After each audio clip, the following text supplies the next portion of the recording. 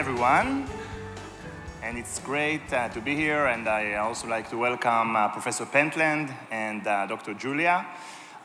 When we're talking about artificial intelligence in smart transportation, the first application that comes to mind is, of course, autonomous driving. So, Dr. Julia, why don't you take us through the current limitations of autonomous driving? What does the future hold, and how do you think artificial intelligence can help us transcend the current limitations and bring us to fulfilling the full potential of autonomous driving? Good afternoon. Happy to be here. Okay, so I'm afraid I'm going to be the party pooper here. But I mean, autonomous driving is very, very difficult. And it depends, what you call autonomous driving, of course. If you are talking about what we call level 5, which is the ultimate level, of autonomous driving, where the cars are going to be able to go anywhere, anytime, any situation, and to be able to handle that correctly. I'm afraid that this level 5 will actually never exist. So, that's actually a fact in the sense that if you look at the challenges, that are in front of the machines, there are some situations that are just going to be impossible for them to handle. Us humans, we can, invent, we can adapt to any situation, anything that is going to happen. We don't do it always well. Often we don't, but actually we do something. The issue is the current state of AI and the current state of the way we are doing artificial intelligence with the cameras, the LiDARs, the radars, whatever. It's an overload of information that even though we are going to be able to train those machines, and to have models very complicated and all that, there will always be situations where it's just going to be impossible for the car to react correctly, right?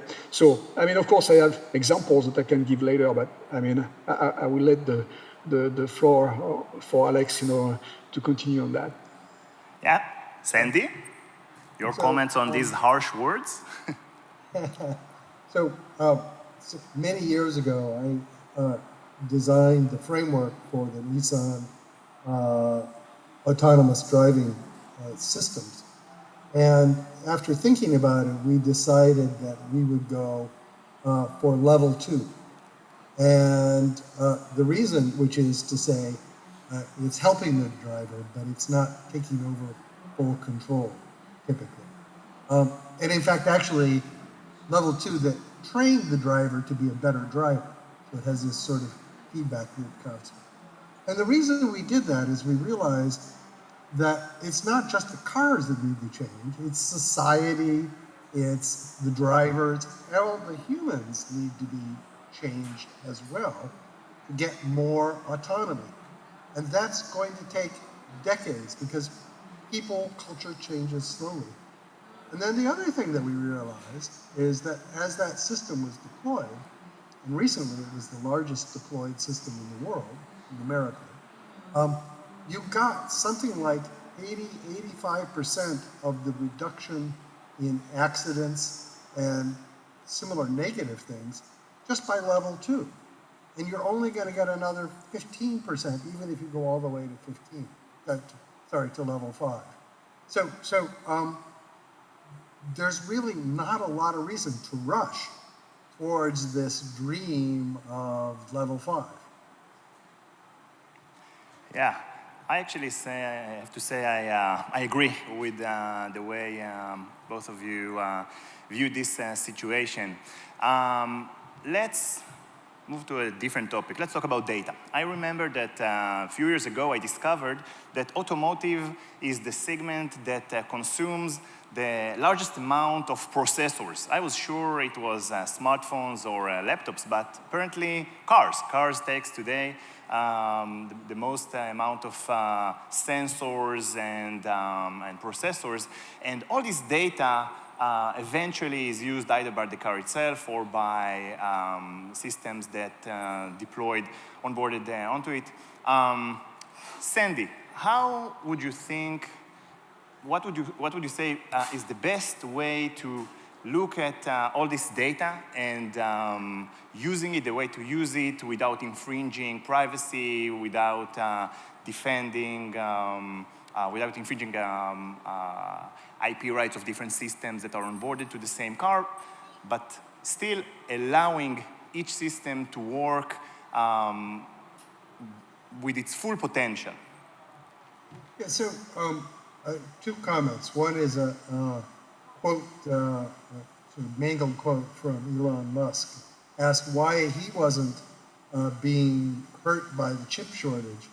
And he pointed out that in most cars, you have hundreds of chips because the brake system, the control system, this system, that all separate manufacturers integrated by the OEM. And in his cars, you have one central controller. It's a very high value chip that the chip producers really want to produce. So it's not true that all cars have lots of chips. Some of the ones that are most advanced have very few chips, more like a cell phone. But just like cell phones, you have this problem of who owns the data, privacy, transmission of all this data. And as a consequence, the fastest growing part of AI is now called federated AI, or federated machine learning, where you don't send the data back home. You leave the data in the car, and what happens is the car communicates with central authorities to optimize parameters, to get updates, but it doesn't defaultly transmit data. And it turns out that you can build AI algorithms that are just as good as the centralized ones, but without moving the data around. And that has a couple of advantages. One is the communication cost is dramatically lower. And if you lose communication, it doesn't really matter because there's an autonomous controller in the car. It doesn't need the central authority for every moment. And then the third thing is it's much more secure and private because you're not taking that detailed personal data and sending that up a pipe to someplace else. All you're doing is sending statistics, parameters, things like that up the pipe. So that seems to be the direction to go.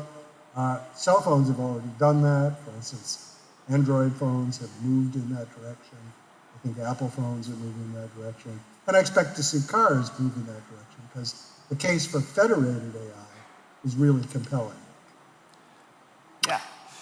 Well, when we talk about artificial intelligence, there is also another aspect of it that we have to take into consideration, and that is adversarial AI. Because when we rely more and more on autonomous algorithms at the end of the day to take decision in real time, decisions that can also cost in human lives, we need to remember that these models are often susceptible to attacks. It can either be benign bugs or some false data that the system is exposed to, or even malicious attacks that can deliberately cause accidents or create traffic jam and completely jam a city. We just heard this very interesting talk by Waze founder mentioning that here in Tel Aviv, 1/3 of the cars are looking for parking spaces. So what if we can somehow cause our autonomous cars to continuously drive very slow and jam the city? This can actually be an attack against the sovereign nation and so on. So Luke, how would you, what would you think be the best ways to cope with adversarial attacks on AI models? So, I mean, to rebound on what Sandy just said, it's very clear that edge computing, so I mean, to have, the computing being done on the edge is going to help also on that, in the sense that, if you limit the communication with the outside world, of course, you are going to limit also the possibility of attacks, right? So that's going to be very, very interesting. I mean, and we need, because of latency, because of a lot of things like you just said before, we need to have this, those computers who are doing more and more in the vehicle itself.